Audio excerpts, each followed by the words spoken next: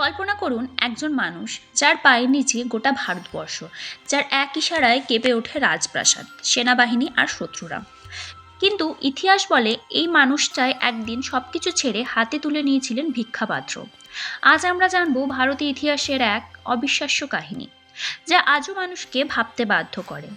এই গল্পের নায়ক চন্দ্রগুপ্ত মৌর্য, মৌর্য সাম্রাজ্যের প্রতিষ্ঠাতা, যিনি প্রথমবারের মতো প্রায় সমগ্র ভারতবর্ষকে এক ছাতার নিচে নিয়ে এসেছিলেন।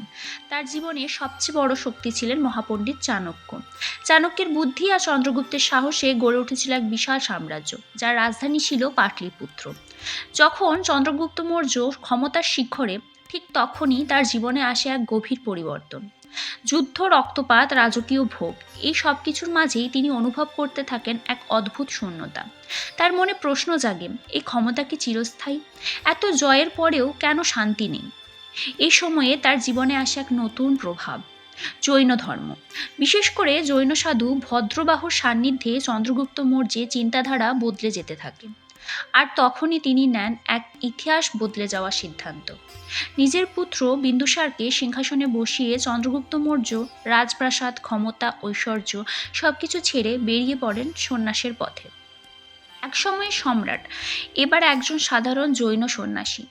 দক্ষিণ ভারতে শ্রবণবেলগোলাতে তিনি কঠোর তপস্যায় লিপ্ত হন।